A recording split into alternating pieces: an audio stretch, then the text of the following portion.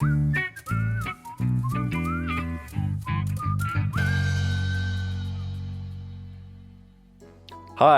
I'm Andrew Joseph Keith, and this is the Figure Sculpting Fundamentals course. In this video, I'm going to show you how to start sculpting on a budget using very inexpensive materials. There might even be a few prizes at the end too. So, stay tuned. I happen to be frugal, thrifty, cheap, whatever you want to call it. I like to find the least expensive way to get the job done. I'm guessing that some of you are the same way and like to save money wherever you can. Sculpting can be expensive, but it doesn't have to be. There are many types of tools, clays, mold making supplies that can cost a pretty penny, but hopefully this video will show you that you don't need to break the bank to get started. If you find you enjoy sculpting and would like to invest in some higher quality tools and materials, we'll go over those later on. For now, let's try to get you started with $5 to $10 worth of materials. So the first, and probably the only thing that you'll need to purchase for this project is some inexpensive clay. I recommend a non-drying plastiline or plastilina clay. You can usually find 1 to 2 pounds online or in a department or craft store for $5 to $10. These types of clay work well because they're oil-based, which means that they won't dry out over time, so you can use and reuse them, and they're pretty soft and malleable, so it's easy to sculpt with your hands. And they come in a variety of colors. If you'd prefer to go right to the clay that I'll be using in the course, it's called Chavant Medium NSP Clay. If you buy 2 pounds online, it's usually about $20, which is why I prefer to buy in bulk so that it brings down that unit price. I recommend these reusable clays because I'm sorry to tell you, but your first sculpture probably won't be your best work. Unless it's your only sculpture, in which case it will be your best work. And your worst. So, there's that. We'll be using 1 to 2 pounds of clay for this first project. Okay, once we've got our clay, then we can start thinking about the tools that we'll need to shape it. And I don't want you to go out and spend any money on tools just yet. You probably already have materials lying around that can work as sculpting tools. In fact, if you have sculpting tools, don't use them for this project. Instead, consider using some of the following items as your tools. It's likely that you'll have the first tools that you'll need within arm's reach.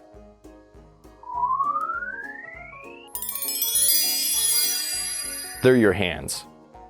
These will be your fastest, most efficient tools when sculpting. I use my hands more than any other tool. Does that make me a tool? Try shaping the clay with the tips of your fingers, or rolling the clay into coils and building out the sculpture one coil at a time. With your hands and fingers, you can shape the clay very quickly, but you'll only be able to get to a certain level of detail. You should do as much with your hands as possible.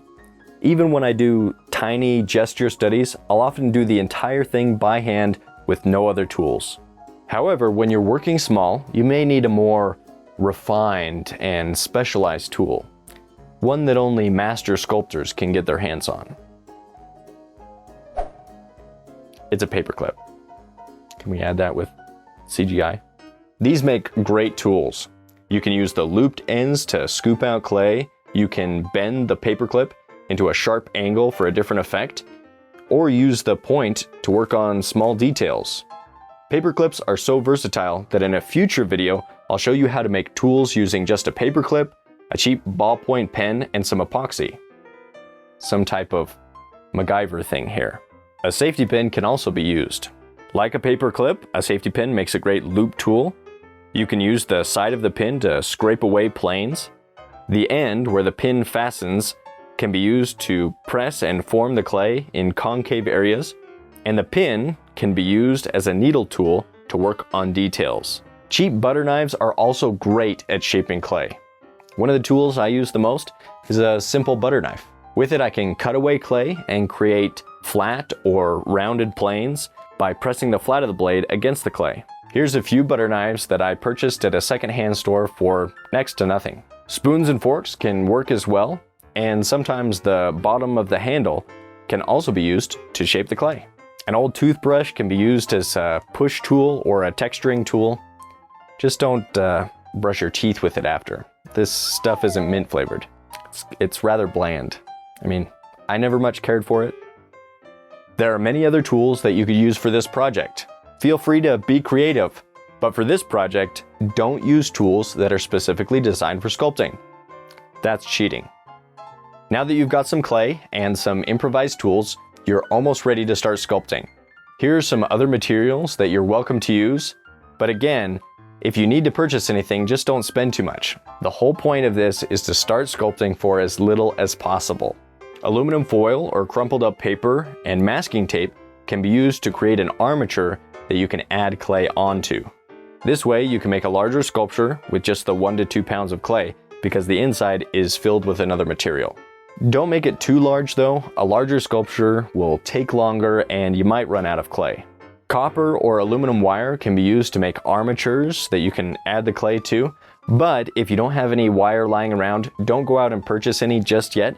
We'll have future videos that will go over building armatures and what type of wire that we'll be using. You can use a wood board or plate to hold your sculpture. It can also work as a background to create a low or high relief sculpture that protrudes from the surface. I wouldn't recommend using styrofoam or other materials that might crumble and break off into the clay. Okay, so here's your assignment / Proko challenge. Rule number 1, don't break the bank. You should be able to get all the materials you'll need for $5 to $10. Rule number 2, don't use any tools specifically designed for sculpture. Be creative and try to use tools you already have lying around.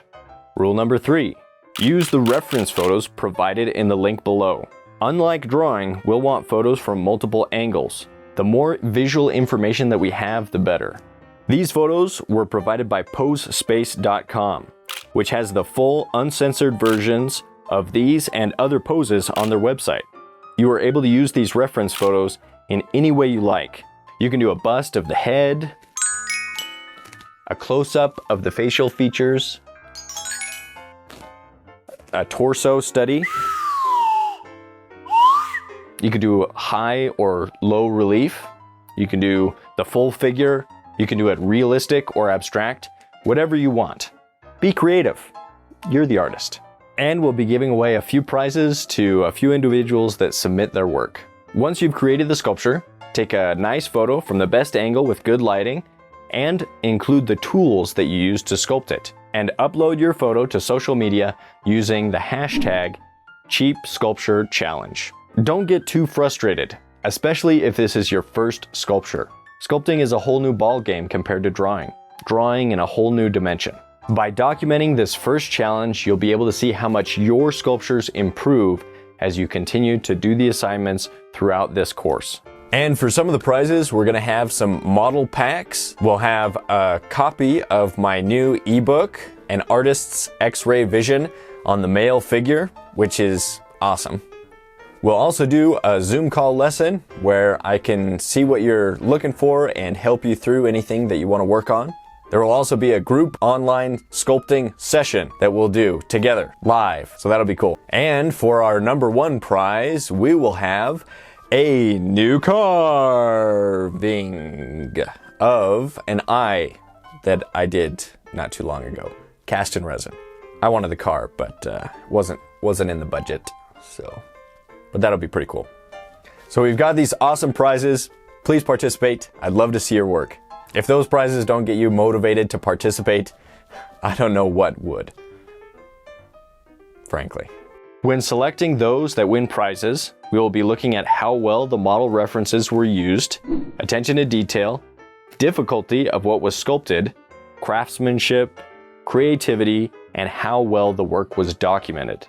Good luck, and I look forward to seeing your submissions. The premium course is really where it's at. For less than the cost of your average college textbook, you'll learn more about figure sculpting than I learned in my entire BFA degree in sculpture. There are additional lessons, extended demos, digital 3D models, and much more. So go get the full course at proko.com/sculpture. If you're interested, you can find me on Instagram at Andrew Joseph Keith. I'll see you in the next video where we'll talk about the supplies that I'll be using throughout the course.